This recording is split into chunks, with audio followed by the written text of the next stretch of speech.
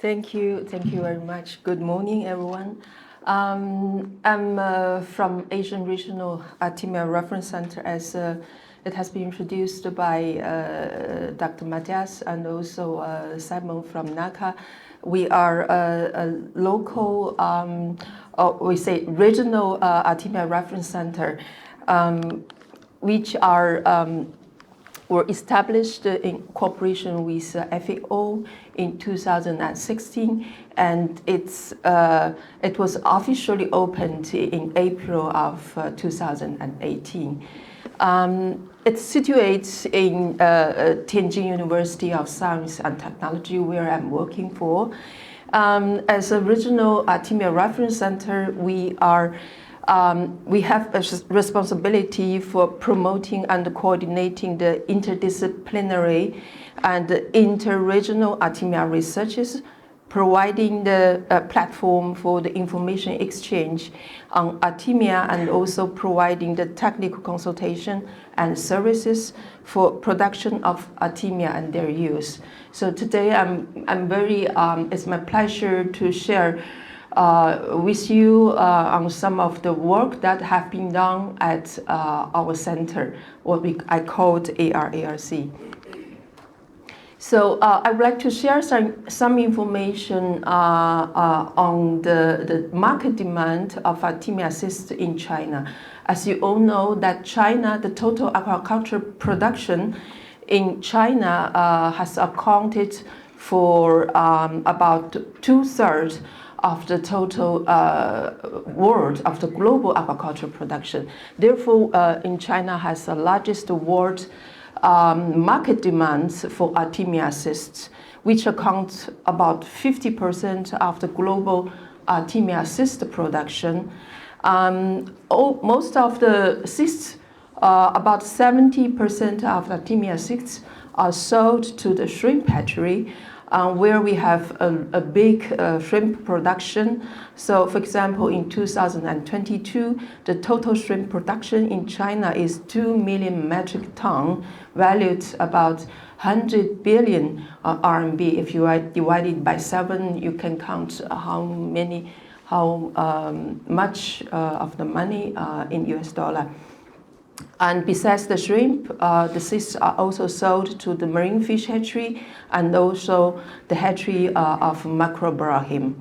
Of course, from the figure you can see we have not sufficient harvest of Artemia cysts inside China, and therefore we are also the largest importer of the Artemia cysts. So every year we import about 2,000 and 3,000 metric ton raw Artemia cysts from the Central Asian country and also Russia.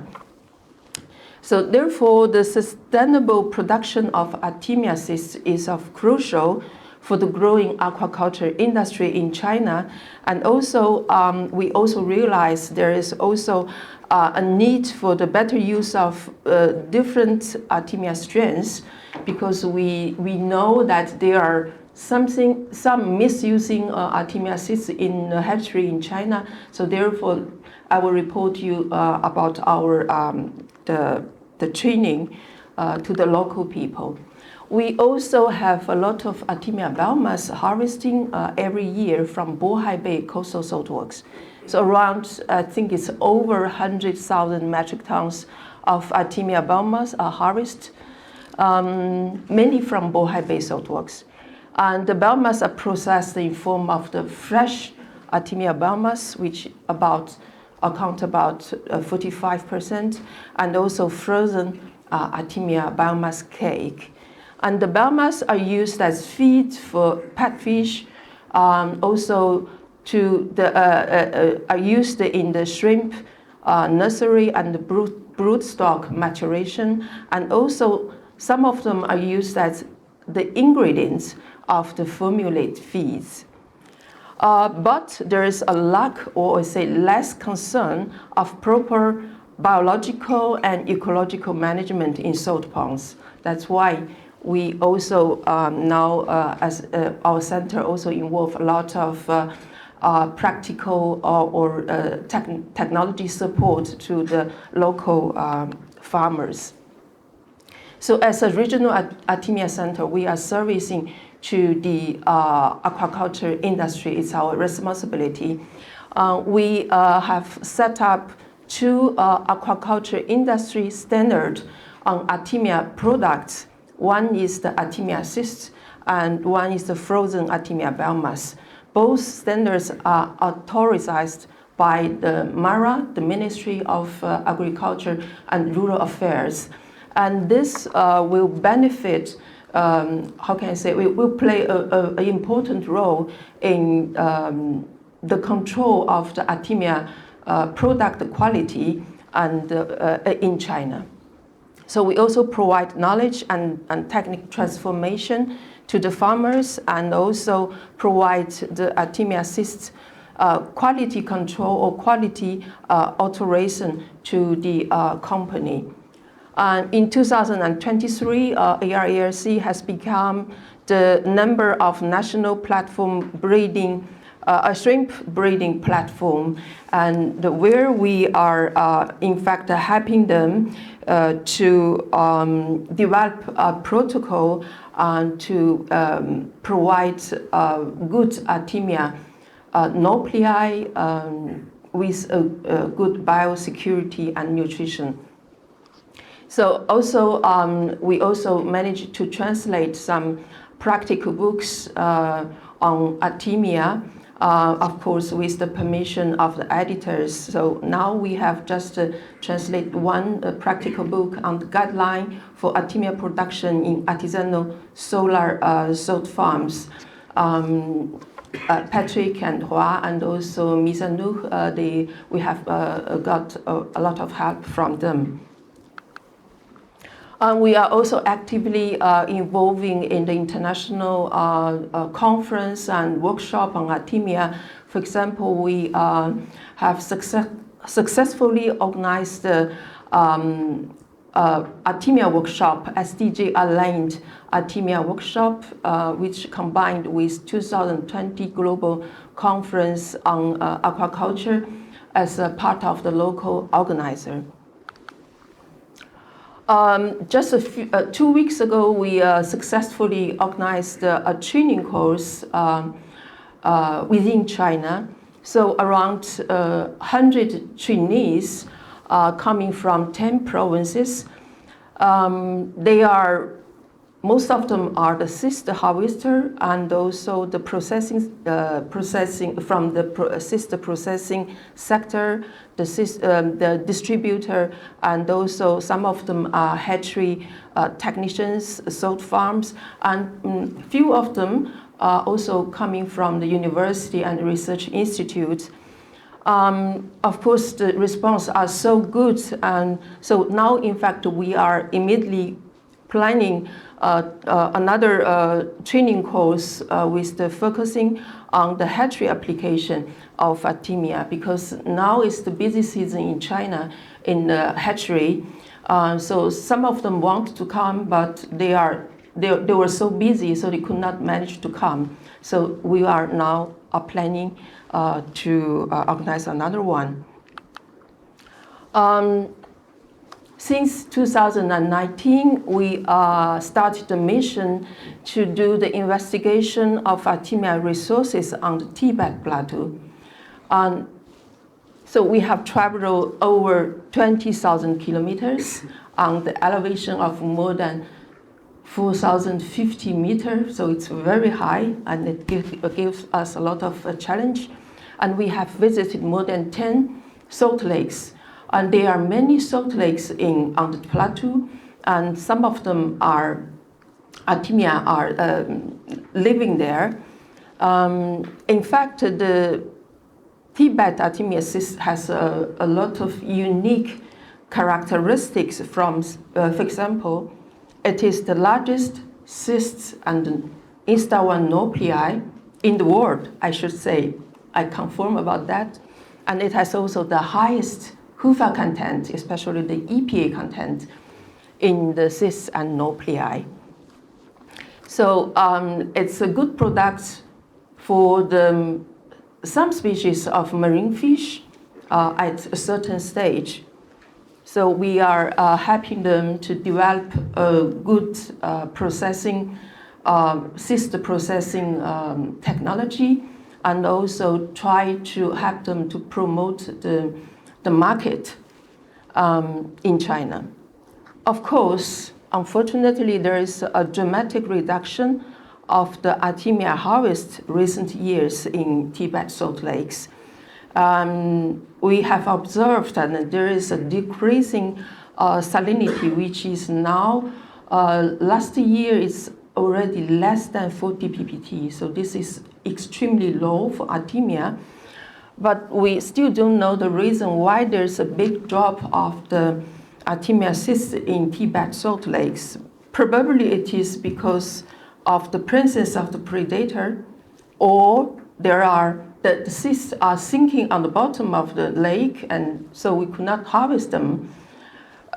So then more study are needed in this issue. So we have Artemia cyst bank, the same as ARC has. We have now collected more than 300 Artemia cyst samples from over 50 sites of the world, from the inland salt lakes and artisanal solar salt works. We have maintained also a database of our collections, including the characteristics of the cysts and the resulting nuclei, the biometrics, the hatching performance, the nutritional composition, and also genetic identities. Use these materials. We have a good collaboration with Yellow Sea Fishery Research Institute in China. We have contributed more than 60 of our cyst samples, and also I think ARC also contribute a lot of cyst samples. Together we have published a very good paper in a very good journal with an impact factor of more than 10 about diversity of brine shrimp viruses in global hypersaline ecosystem. You can already see the papers from the website. I'm sorry, I need to drink a little bit.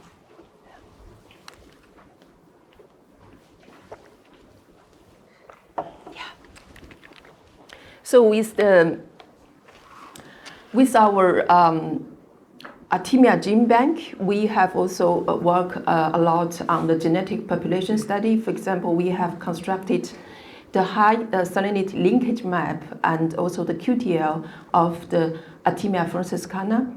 And we found one major QTL for sex determination and also 9 QTLs for the growth-related traits.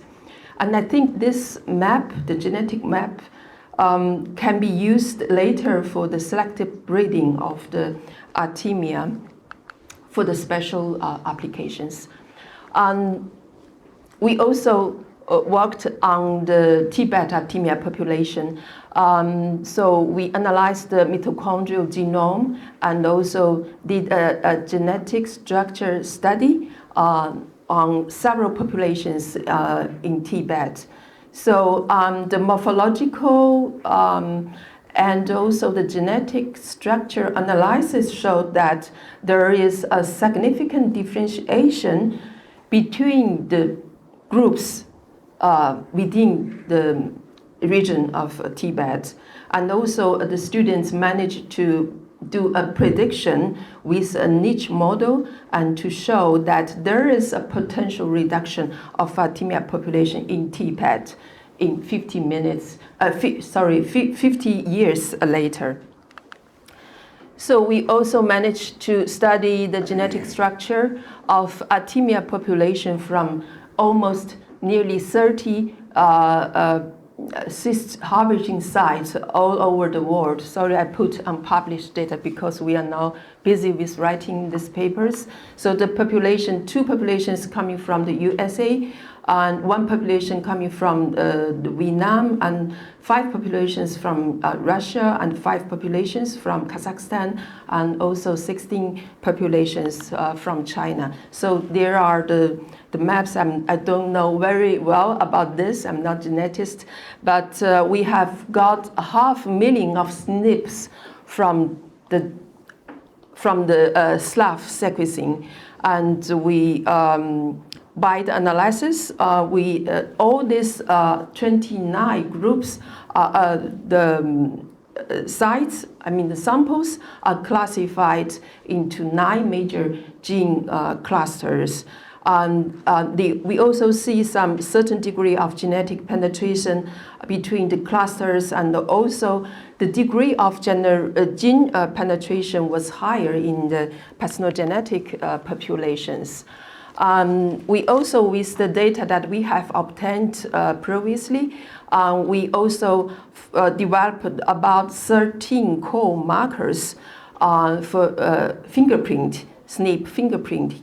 And we managed to identify 27 populations by the CRISPR primers. And I think this one can be later used for the strain identification of Artemia. Scientific research, but also for the practical point of view. We also try to find another 4 candidate genes which are associated to the reproduction of Artemia. And we also found that knockdown of 1 gene, nanos, it resulted in more nuclear release. So it's also very, I think, informative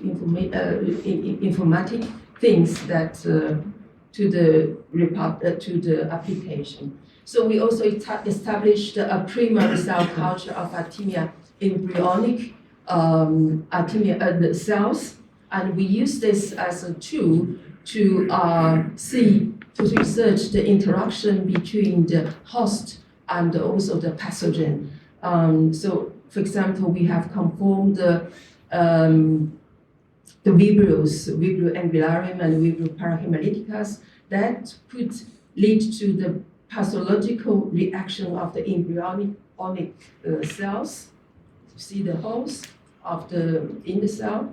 And we also try to identify the virulence factors coming from those Vibrio angularium, and we do see some virulence of this virulence, the abnormality of those virulence factors when they infect to our embryo cells.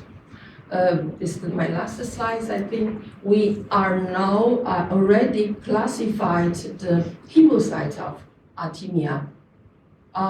So, as everybody knows that there are 3 types of hemocytes in crustacean, for example, in shrimp or in crayfish. But Artemia, they have more.